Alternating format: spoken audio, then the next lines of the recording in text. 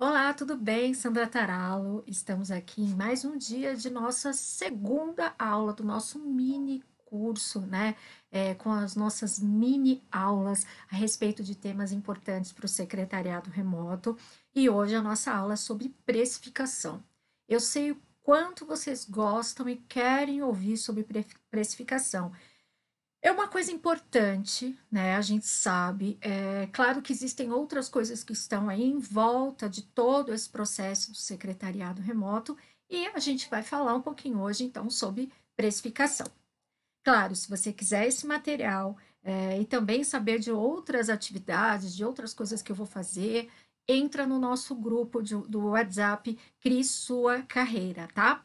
Tá lá no nosso link da bio do Instagram e também lá no YouTube, abaixo você vai encontrar o link para entrar nesse grupo. Vamos para a apresentação dessa nossa mini aula? Como vai ser a sua apresentação? Como você vai se apresentar para o cliente, né? Para ali onde quando você for fazer um negócio com ele. Você vai ser um profissional freelancer, um profissional terceirizado ou um prestador de serviço. Eu me coloco, né? Acho que me encaixo melhor na questão do prestador de serviço. Então, eu sou, Sandra, como secretária remota, uma prestadora de serviços. Os modelos de contrato, né? De contrato, não, desculpa, os modelos de cobrança, de como você vai ali junto com esse cliente, como que você vai alinhar com ele, né? Pode ser por hora, por projeto, por demanda, CLT e contrato. Então, existem muitas formas, às vezes as mais corretas seriam começar por alguma coisa ali por hora ou demanda, mas a gente diz que o ideal é você ter um contrato e aí você fecha um contrato com esse cliente, um contrato longo, e aí você pode ter ali durante meses, durante um bom tempo, uma renda fixa, entre aspas, com esse cliente. Considere suas habilidades, sua infraestrutura e seu tempo para montar o modelo que vai se encaixar melhor no serviço que você vai entregar. Então, você vai ali, claro, vendo as suas habilidades, a questão dessa estrutura que você vai ter física para o seu trabalho, e aí você vai se encaixando, porque aí isso vai melhorar a sua entrega na questão dessa prestação de serviço para esse cliente. Qual é a melhor forma para começar a precificar os seus serviços? É, isso também é digamos, um ponto aí que o pessoal fica um pouco travado nessa questão, né? Como qualquer negócio, a prestação de serviço virtual remoto requer ferramentas que custam dinheiro. Você até pode começar com algumas coisas de ferramentas gratuitas, mas dependendo da quantidade, da demanda e até da área que você vai atuar, você vai precisar gastar um dinheiro com isso. Então, você tem que prestar atenção nisso, inclusive quando você vai cobrar um serviço. Esses são os investimentos que devem ser contabilizados na hora de pensar em seu modelo de precificação. Então, você tem que pensar em pequeno, médio e longo prazo na questão desse cliente. Então, claro, mesmo começando com algumas ferramentas gratuitas, em algum determinado momento, se isso for evoluindo, você, claro, vai precisar investir um dinheiro na questão de ter uma ferramenta mais profissional. Então, esse cliente precisa ser avisado disso, inclusive desde o primeiro momento. E a partir do momento que você precisa colocar ferramentas, você pode conversar com esse cliente para que ele entre com você nisso, vocês compram essa ferramenta em parceria ou não, você compra essa ferramenta de forma sozinho, mas aí ele vai ter um dinheiro a mais dentro dessa prestação de serviço. Os equipamentos, computador, monitores, software, licença e assinatura de software, cursos, despesas, telefone, internet e até o aluguel, né, de um espaço. Você precisa pensar nisso também, mesmo na hora que você está montando o seu negócio, é importante você ter essas informações. É, minha casa tem custo zero, né? O pessoal acha assim, estou trabalhando em casa, mas eu não estou gastando nada, eu estou aqui, mas existe um custo por trás disso, né? Mesmo parecendo que você não gasta nada trabalhando em casa, você está usando as coisas que você não usaria se não trabalhasse nesse local, né? Então, por exemplo, a eletricidade que você usa mais, né, por longos períodos, o telefone que pode ser um telefone que todo mundo está usando, a internet que você vai precisar de uma internet às vezes um pouco mais poderosa aí, com um pouco mais de bandas, né? Enfim, que você vai precisar de uma internet melhor. Então, assim, é importante você pensar nessa questão dos custos, mesmo trabalhando na sua casa. Num primeiro momento, talvez isso não precise ser um problema, mas depois de um determinado tempo, sim, você vai precisar pensar nisso, porque a demanda vai aumentar, o custo vai aumentar, e isso pode ser um problema se você trabalha com outras pessoas, é, e mora com outras pessoas também. Hoje a gente vê que pessoas estão trabalhando em casa, pode ser um problema familiar, né? De repente a pessoa fala, ah, você está gastando mais. Então é importante você ter essas pequenas conversas num primeiro momento e melhorando isso também, ajudando na questão familiar nesses custos. Vou aprender tudo sozinho.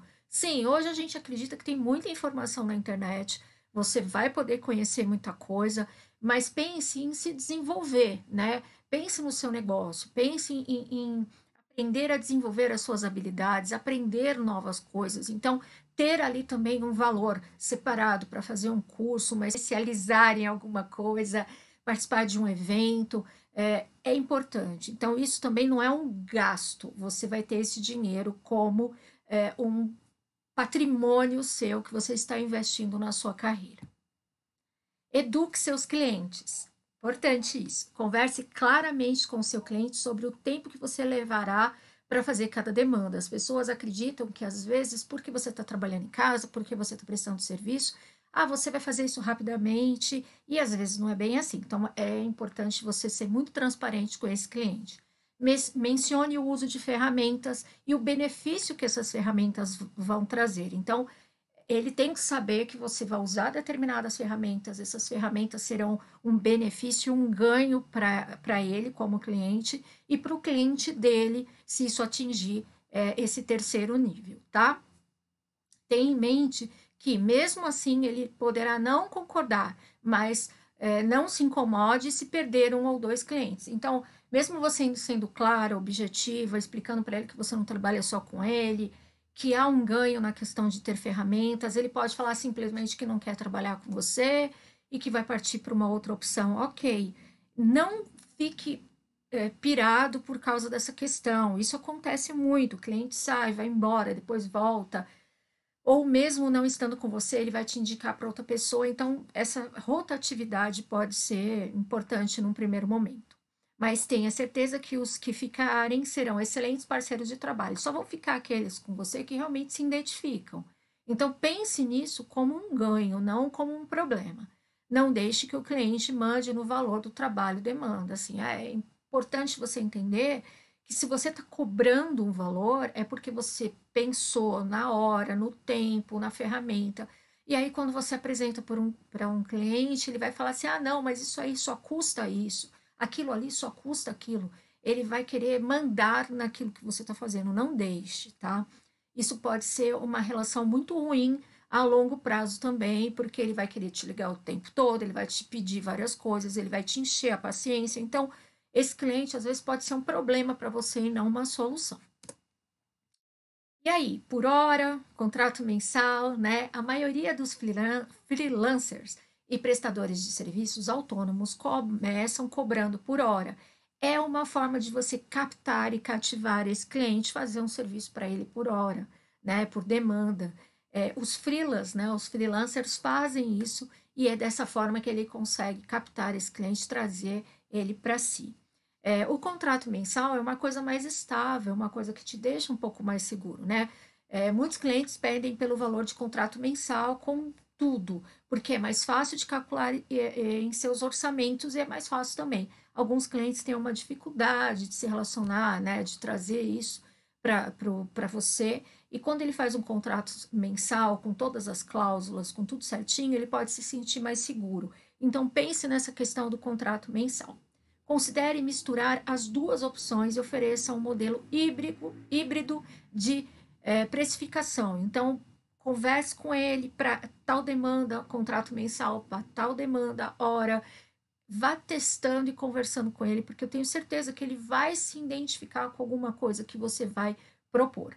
Alguns profissionais cobram um valor fechado para um desenvolvimento do trabalho e depois por hora trabalhada, para serviços adicionais que não fazem parte do escopo do projeto. Então, deixe essa opção de ter um valor hora para alguma coisa que for a mais, que for acrescentar dentro daquilo que você vai fazer.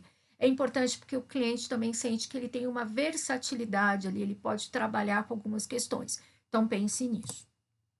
Tabela real, vamos conversar sobre essa tabela real de trabalho e de serviço. Existem muitos rumores sobre os valores praticados no Brasil. Vamos falar sobre bases de profissionais que têm experiência no mercado. Então, a gente vê aí muitas pessoas cobrando por, em média, R$ 25 a hora, o intermediário R$ 50 e o especialista R$ 100.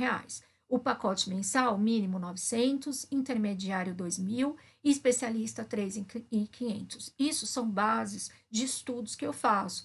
Isso são bases de estudo que eu faço dentro de pessoas que já têm uma experiência, uma formação universitária, que já conhecem o trabalho, já têm algum curso, alguma coisa mais certa, mais, né, corretinha ali para mostrar para o cliente. Lembrando também que você não vai ter apenas um cliente, que você vai ter mais de um, então você vai ter possibilidade de ter um ganho maior. Mas só passe para o segundo cliente a partir do momento que você já tem aquele cliente de alguma forma fixo e que você já está conseguindo contar ali, fazer a demanda dele de uma forma bem legal, que ele está super satisfeito.